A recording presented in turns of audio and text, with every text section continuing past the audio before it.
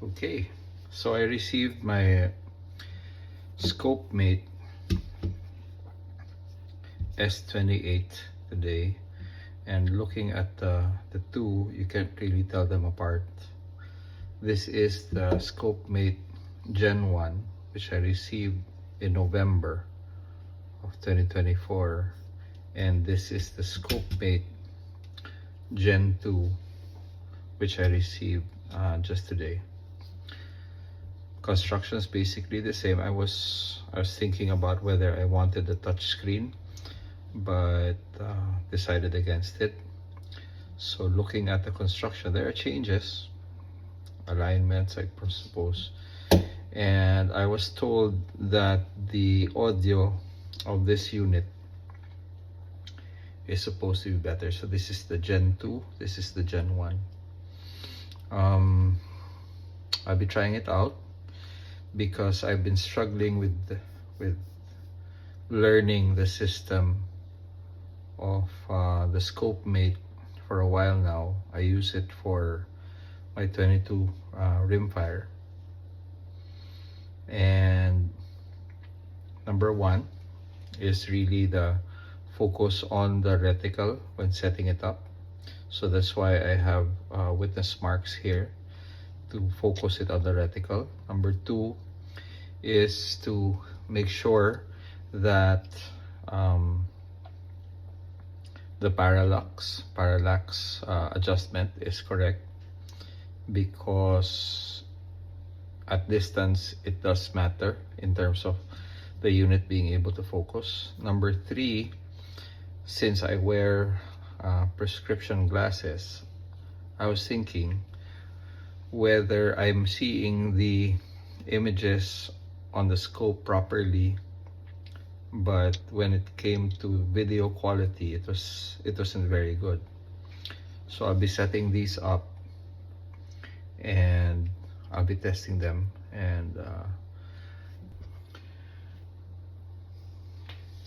I've also learned that aside from the side focus, the focus knob, it's important for me to keep within the sweet spot of the scope.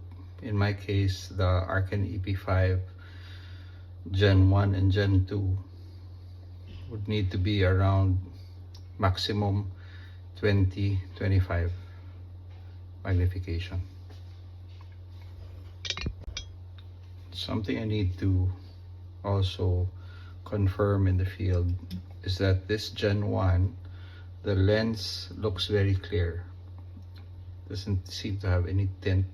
There's a slight darkening, it's very slight, but the Gen 2 seems to be darker, and it seems to have a reddish brownish, almost magenta tint.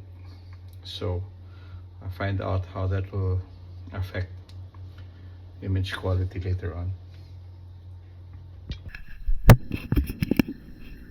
Okay, so this is 5 power, this is 12, this is 16, 20, and 25. 20, 12, and 5. So this is 7, 10, 16, 20, 25, 30, and 35.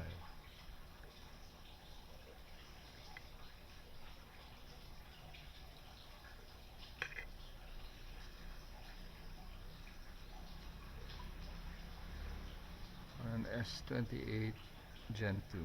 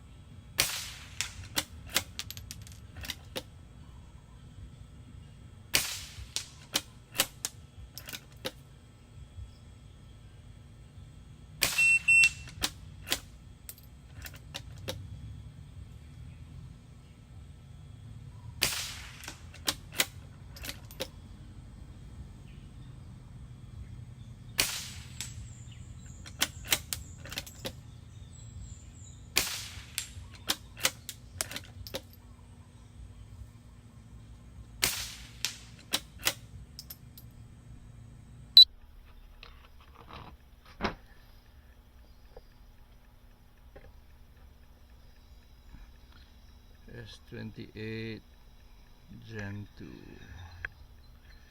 7 power 90 meters.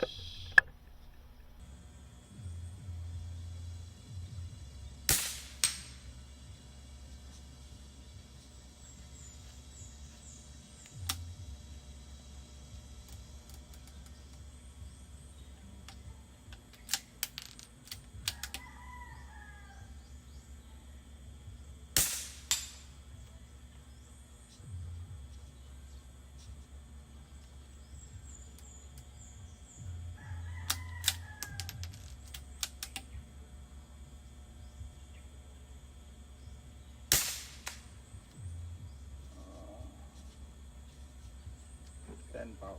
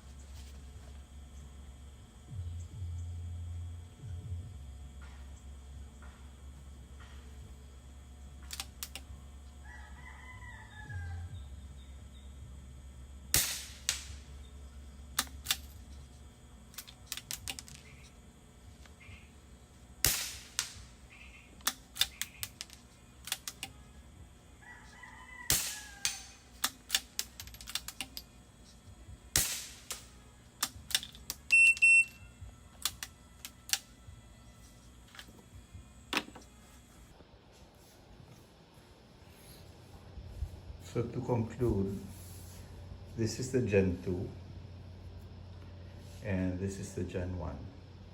Okay. The biggest difference that I've seen between the Gen 2 and Gen 1 would be the audio. There's a workaround for the Gen 1 where you have to take out this rubber and the audio somehow improves. But for the Gen 2, there's no issue about the audio. It picks up very well. I like the battery systems because you can just take it out, charge it, and then store the rifles after use. The Wi-Fi is constant and consistent.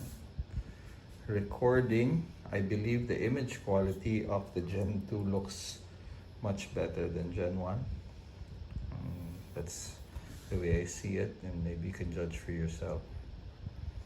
Now, what I found difficult in the beginning really was how to set it up. Maybe I don't have the background for this, but in terms of focusing, using the application and magnifying the screen until it gets to focus was the best way to go. On the Arken EP5 5225, the Gen 1 needed to be cropped. There needed to be a digital crop to it. But on the 7-35 EP5 Gen 2, there was no need to crop it. Now, I checked why. It was because of the curvature that if you use the wide field of view, the one side of the lens would be very fuzzy. One side of the frame would be very fuzzy. The tendency is when recording, I use the phone recording audio, so it's really not that much of an issue. What else? feels sturdy enough. And bottom line is, I believe the value for money is really there. What I would like to see though for future developments would be an easier way to focus on the reticle. That's one. Number two, I would maybe want to be able to change the Wi-Fi name so that it would be easy to identify which Wi-Fi signal I'm attached to. So that's it for the Gen 1 and the Gen 2. Thank you.